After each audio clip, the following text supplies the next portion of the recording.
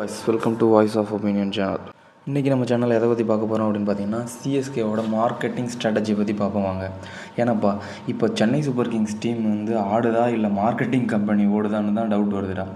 மொத்த business மாடலே MS தோனியோட ஃபேஸை வச்சு தான் ஓடுது. மேட்ச் ஆரம்பிக்கிறதுக்கு முன்னாடி இருந்து க்ரௌடுக்கு ஒன் ஃபீலிங் தாங்க வருது. இந்த தலை பேட்டிங் வருவாரா இல்லை அதுக்குள்ளாரையே பார்த்தீங்கன்னா டிக்கெட் ரேட்டு பார்த்தீங்கன்னா ராக்கெட் வேகத்தில் ஏறிடும்.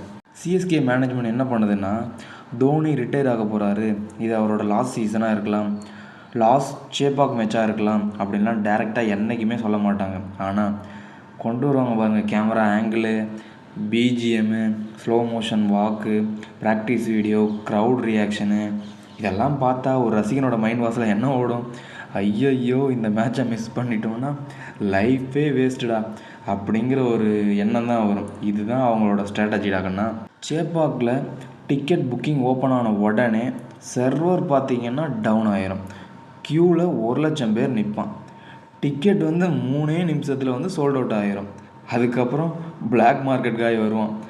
தம்பி, ஒரு டிக்கெட் 10,000 தான்டா, தோனியோட லாஸ்ட் சீசனு விட்டுறாத அப்படின்னு சொல்லி கிட்னி வைக்கிற மாதிரி வந்து பேசுவோம். இப்போ உண்மையை சொல்லணும்னா பல பேர் கிரிக்கெட் பார்க்க போகிறதே இல்லை, ஒன்லி அங்கே போயிட்டு தோனியோட ஹெலிகாப்டர் ஷாட்டை பார்க்கணுண்டா அப்படிங்கிறது மட்டும்தான் அவங்களோட மைண்டில் இருக்குது. சிஎஸ்கேவும் இதை ஃபுல்லாக யூஸ் பண்ணுறாங்க.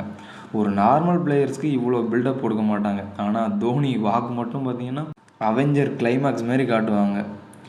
இந்தியாவில் கிரிக்கெட் அப்படிங்கிறது மிகப்பெரிய ஒரு உணர்ச்சியாக இருந்தாலும் at the same time biggest வியாபாரம்.